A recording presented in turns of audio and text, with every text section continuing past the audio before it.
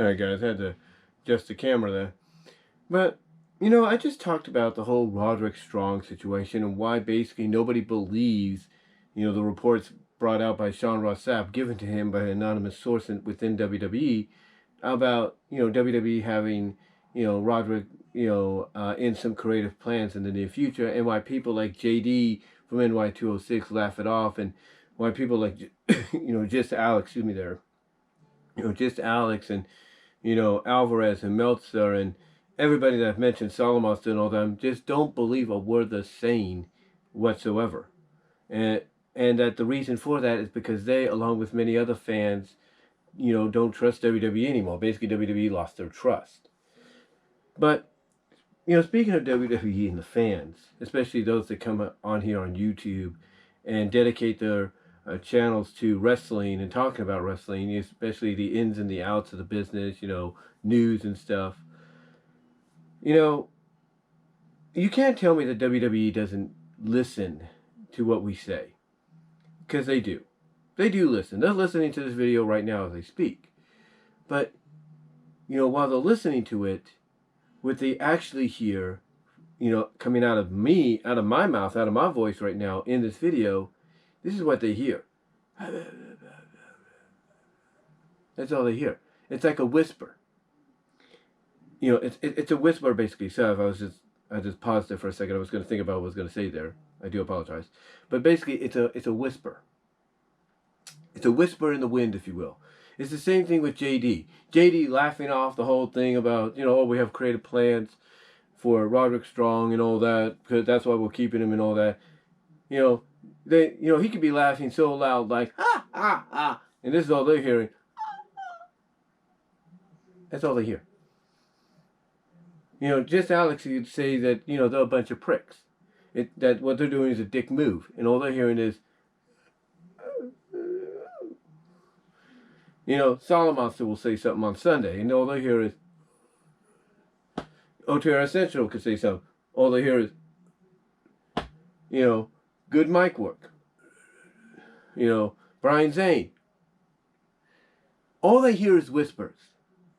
Because our opinions to them, to WWE, even though this is supposed to be about the fans, as they proclaim sometimes, just to save face, all we are is insignificant. Our opinions do not matter to them unless it truly affects them. Want a prime example of that? Travel back to 2014, 2013, late 2013, you know, throughout early to mid 2014, and listen to the reaction that Bryan Danielson, when he was Daniel Bryan, got, and how the Yes movement went from being a WWE thing to crossing all boundaries. And because it crossed all boundaries, and because of what Phil Brooks, CM Punk, did as well, WWE had no choice but to be like, fine, we'll give you freaking Daniel Bryan, and if that's going to shut you up. And that's what they did.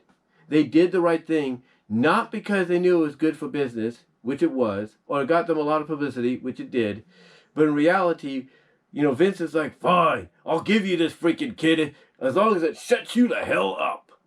Because to him, we don't matter. Kevin Dunn, his lackey, as people call him, you know, probably felt the same way. Like, okay, we'll give you freaking Daniel Bryan. Just shut up. You know, stop throwing your opinions at us. Stop telling us what you want us to do and let us do what we feel is best for you. You know, they did it not because, like I said, it was right for business and it gave them great publicity, but they did it internally because because they believed it was going to shut fans up. And guess what? It didn't. Because anytime Daniel Bryan made a return, you know, the fans just resumed where they left off. Even when he went to being a heel for a little bit, then back to a face, they never left him. The point is, unless the fan base today swells up and does a repeat of what they did back in 2014, 2013, 2015, 2016, unless they swell up and do that again, You know, unless they swell up and do that again. Sorry, I had a tickle in my voice there. A tickle in my throat. You know, we're not going to get what we want. Because all we're going to be, unless we swell up and make it loud enough to be heard and acknowledged, all we're going to be is insignificant whispers in the wind. So JD can rant all he wants on WWE and the pathetic programming and not believing a word they say and da. Same with Alex, same with Solomon Stone, anybody else that I follow, and I'm sure you follow as well. You know, they can rant and rave and all that, vent all they want, but unless there's a big old swell up in the near future that's identical to the one we had in 2014 and 2013 and 2015, unless we get that big swell up again, all they are is just insignificant whispers in the wind. Whispers in the wind that WWE will hear and be like, did you hear something? Must have been some kind of wind blowing or a bug in my ear. Whee! That's it.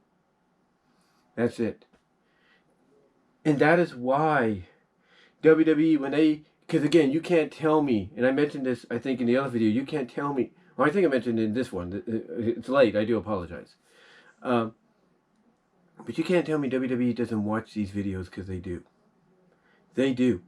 Because they watch these videos, they know what we're talking about, but they just act like we're insignificant whispers. So what we need to do as a wrestling community, overall sports entertainment wrestling fan base community, is swell up like we did back in 2013, 2014, 2015. Let that swell up grow, let it loose, and that way WWE will finally be like, okay, fine, we'll listen, we'll give you what you want. But until then, all we are is whispers in the wind that they ignore. Insignificant little whispers that they ignore. But what are your thoughts, guys? Am I just grasping for straws, or do you think I got a point? Let me know down below and in the live chat, and I'm out.